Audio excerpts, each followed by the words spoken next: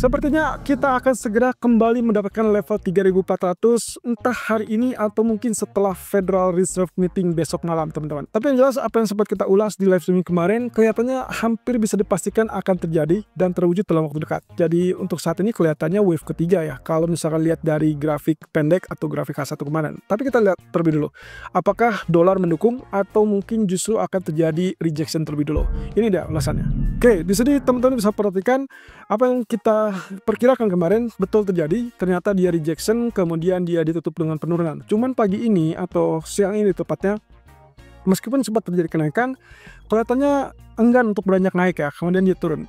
Apakah ini berarti pertanda bahwa kita bisa simpulkan bahwa wave keempat kemungkinan sudah selesai, atau memang masih tetap berada peluang untuk kenaikan? Oke, untuk sementara waktu sih saya simpulkan dia masih tetap ada ya.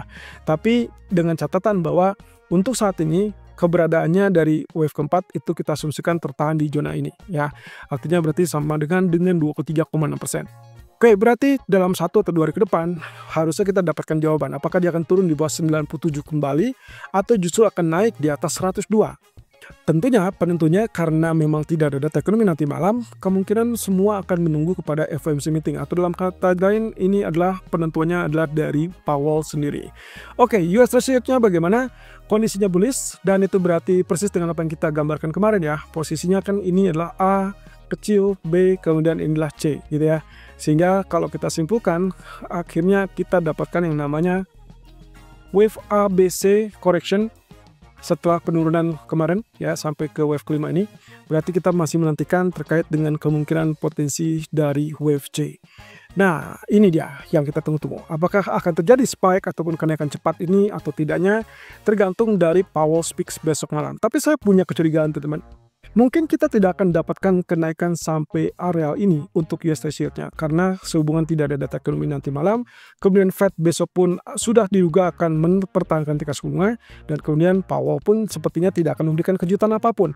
Sehingga dampaknya kecenderungan ini tidak akan tercapai dalam waktu dekat atau dengan kata lain tidak tercapai minggu ini.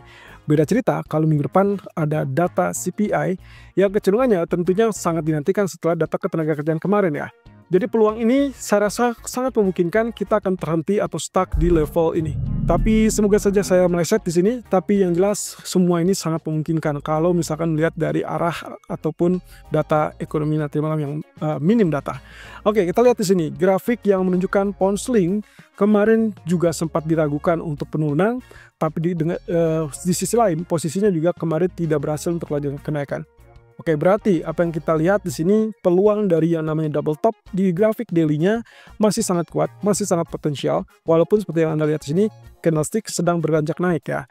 Berarti neckline-nya kita tandai saja 1.3250-an. Kalau tidak ada penurunan di bawah itu berarti gagal atau dengan kata lain tidak terbentuk yang namanya double top. Malah kecenderungannya nanti bisa saja yang muncul adalah ini bullish rectangle. Kalau saya asumsikan misalkan ini pergerakannya rata ya. Tapi butuh trigger, butuh kepastian, dan saya rasa hari Kamis adalah penentunya dari BOE meeting. Sementara data nanti sore kelihatannya nggak akan terlalu signifikan ya untuk dampaknya, karena semua juga masih menentukan harapannya dari dampak US dollar. Oke, kembali lihat dari grafik keempatnya. Tadinya saya berpikir kalau misalkan kemarin dia berhasil tembus di atas, maka kita akan dapatkan yang namanya double bottom. Oke, ini adalah bottom pertama, ini bottom keduanya, dan ini adalah neckline. Tapi yang terjadi spike, lalu kemudian dia turun kembali dan akhirnya disentuh support ya. Nah, kalau misalkan lihat seperti ini, kita mungkin akan berpikir adalah triple bottom. Oke, kita usahakan lagi, kita perdayakan kembali bagian neckline yang kita perkirakan di 1.3330 ya.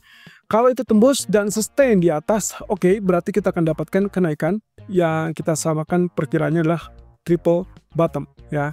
Dengan asumsi seperti ini, neckline-nya akan sama di sini sehingga kenaikan di atas area 1.330 diperlukan untuk mendorong dia naik ke 1.3400. At least targetnya ke situ. Sebaliknya, kalau misalkan saya asumsikan bahwa di atas pun terjadi rejection, maka hati-hati teman-teman.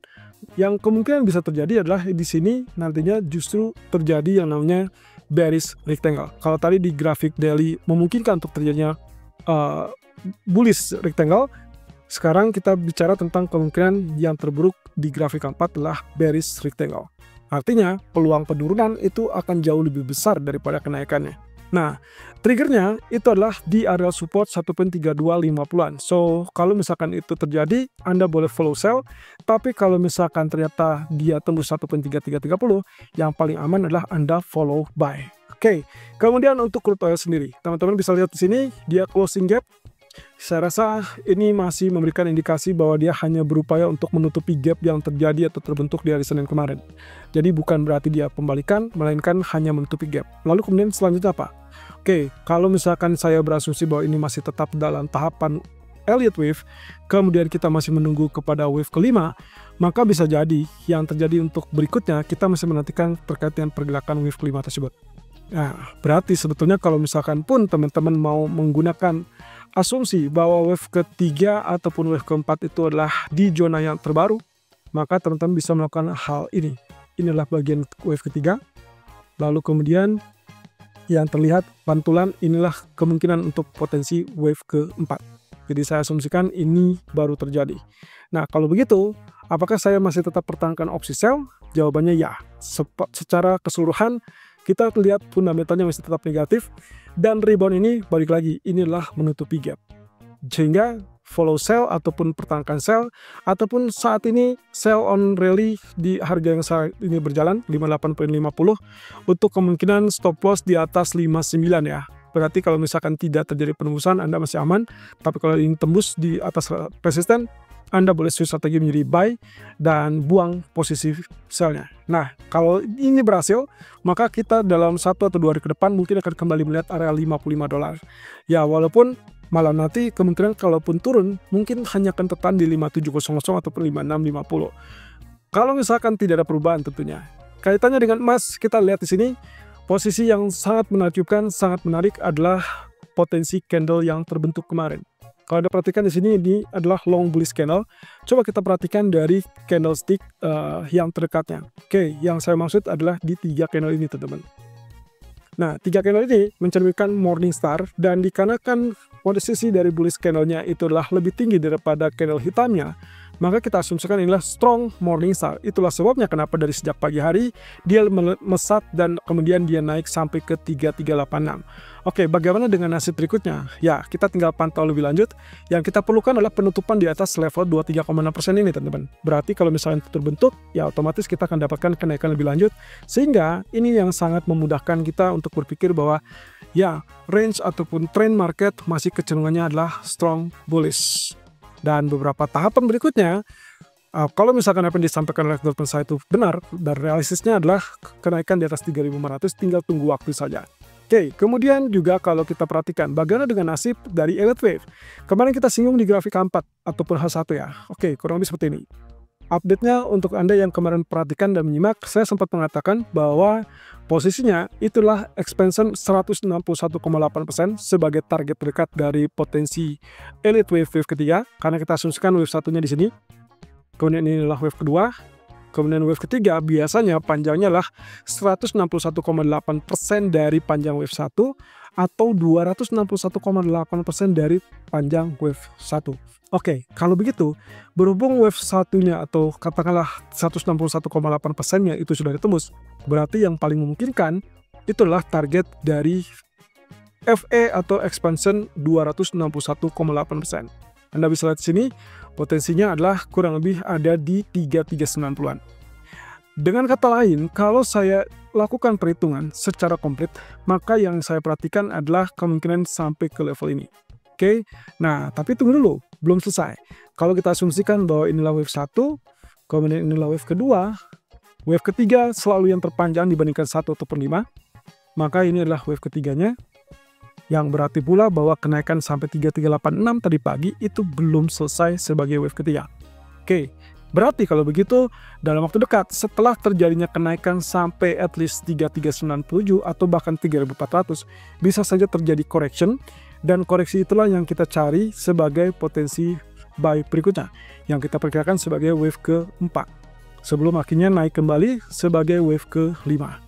Oke, dengan demikian, kenapa wave 3-nya seperti ini dan baru terbentuk? Kenapa tidak di level 330? Oke, selalu ingat patokannya wave ketiga yang paling panjang, sehingga kalau saya lihat dari uraian berikut ini kecenderungannya yang terjadi pada grafik untuk saat ini.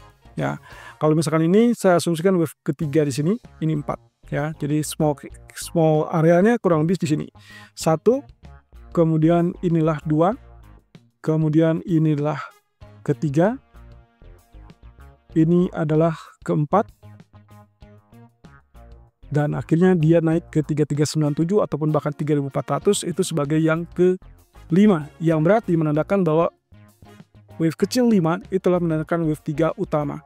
Sehingga nantinya mungkin saja kita akan dapat koreksi, dan saya berharap bahwa koreksi yang terjadi pada penurunan berikutnya pada wave keempat ini itu terjadi besok atau menjelang FOMC, sehingga mungkin untuk hari ini rata-rata ditutup bullish dengan asumsi bahwa kita menyelesaikan terlebih dulu wave ketiga.